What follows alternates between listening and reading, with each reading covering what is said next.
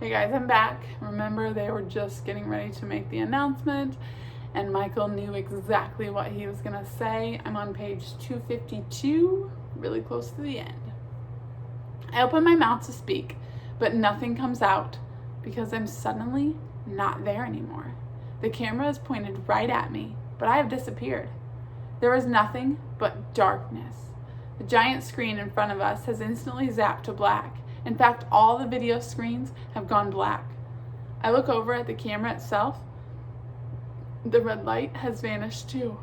We are no longer live. The dictator's would-be army isn't watching us anymore. They've probably gone back to their regularly scheduled programming. The dictator pounds his fist on the chair, furious. What's going on? What happened to the cameras? Was there a power surge? Number 17, what happened? The henchman working on the camera fidgets with the buttons. Another types frantically at the keyboard by the giant screen. Everything else is up and running, sir. It's the camera systems. One of the henchmen says in the monotone, they've all stopped working. The camera systems all shut down. My professor can fit just about anything into one of these little black boxes. I glance over at Dad. I think he is smiling, or at least trying to. Behind that gag of his, there is no neural amplifier. Or if there is, my dad didn't hand it over. Or he tinkered with it to make it do this instead. On my head is another version of the scrambler. Scores of bank security systems everywhere.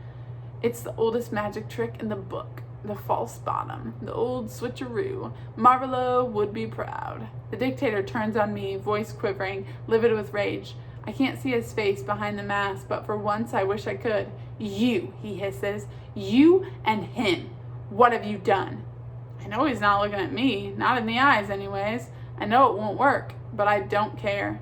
I'm gonna say it regardless. Go pee yourself. The dictator reaches back with his one-gloved fist, and I realize I'm about to have my nose broken. At least I can see it coming, unlike Rudy. I close my eyes and then feel the whole world shake. An explosion sends everyone not strapped to a chair stumbling.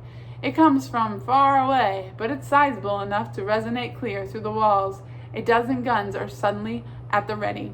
What was that? The dictator yells, forgetting me for a moment and holding himself against the chair, spinning and checking all the doors. I can hear shouting coming from one of the halls. The man who would create an empire is suddenly all fingers, points, and orders. You get those cameras back up and running. You take 3 men and go to the surface. Check all 3 entrances. Put guards at the staircases. And get at least 15 more men down in this room now. And you, he says, pointing to the guard standing beside my father, start removing fingers from the man until he tells you what he's done with my amplifier. The henchman guarding my father's shoulder, his rifle, rolls up his sleeves and pulls out a wicked long-looking knife, lined with jagged teeth. I can't help it. I think about Mickey Maloney. Leave the middle one, I think, so he can at least let everyone know how he feels. But the guard doesn't even get to the pinky. It comes out of nowhere, just like the night outside the warehouse, a black ribbon darting out of the shadows like a whip snake. The cord wraps around the goon's legs and drops him to the ground, chin first, hard enough to send his knife skittering from his grip and across the floor. I wince a little watching. I know how much that hurts. I catch a glimpse of gold stripes on the black body, the reflection off a pair of infrared goggles, those big red bug eyes, the shadow dancing along the wall, the sidekick nobody's heard of, the one who nobody else seems to know about except for me. I know. The shadow moves quickly to my father, and in flash of steel that I just catch a glint of, frees his hands. He stands on wavering legs, leaning against the workbench for support. The 5 guards who are still in the main chamber immediately train their rifles on the 2 of them. My father's flaming caterpillar eyebrows crowd together in a look of defiance. But the Comet's partners steps in front of him, shielding him. I glance at the ceiling again, waiting breathless. Totally figures. The one time I want him to show. The guns stand ready. The dictator growls beside me, looking back and forth from me to my father. "Oh well," he says, throwing his hands up. "I have the boy. I can always find another inventor. Kill him." I scream. In a blur, my father's rescuer managed to kick over the workbench and push him behind it, collapsing on top of him as the masked men open fire. Bullets start to turn the bench to kindling. I strain at my restraints, pulling with every muscle. Then I see one of the dictator's henchmen go down, struck by a shot in the leg. Then another. There was gunfire coming from somewhere else. I twist my head as far as I can, with the stupid crown still wrapped around my head, and see a dozen men charging through one set of big metal doors. Tony leads the pack, cane in hand, belching fire. Zach follows close behind, all thorns and holding a metal pipe for good measure. I twist all the way to the other side to see the men the dictator had called for running through the opposite door. 15 metal faces and 15 machine guns. 2 waves cresting through the corridors, about to crash. And me, smack dab in the middle, again. "Don't shoot the boy," the dictator screams as the room erupts. He reaches down to the injured guard on the floor beside him and pulls a knife from a boot, quickly slicing through the tape on my legs, muttering curses. I feel every muscle tense as my legs are freed. I clench my teeth and I take a breath as he cuts the rope around my waist. I've been waiting for this. When he saws through the leather band binding my left hand, I take my shot. I'm not a southpaw, and to be perfectly honest, I've never really been in a fight. Never had the need, but I am mad. I just want to hit him hard. Yeehaw! It's a perfect punch, nestled in that sweet pocket right beneath his eye.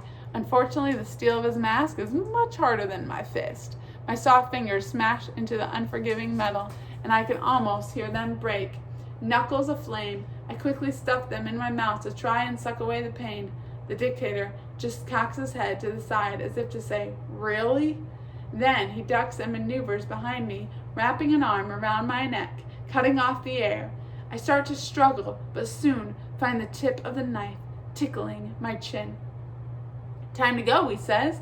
I start to say something in protest, something that would get me into loads of trouble at St. Mary's, but the 10-inch blade pressed against my Adam's apple discourages any sort of response. The whole room is quickly filled with smoke and bodies. Bodies flying, firing, tackling, punching, kicking, biting. I don't know where they all come from. More masked men pour into the room. Numbers 40 through 50 or 60, an endless supply, cranked out by some henchman masking or making machine, I suppose. Another knife sails past us, and I look to see Blades crouched behind a bank of computers, emptying his jacket with one good arm.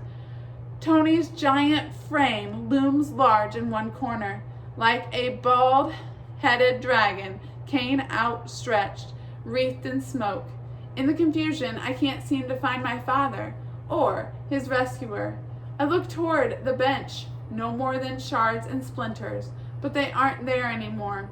I struggle as much as I can against the man who holds me, but every move causes the point of the knife to dig even deeper into my skin. The dictator drags me backward, toward the only doorway that doesn't seem to be vomiting men with guns. We make it all the way to the corridor before the whole room finally turns blue.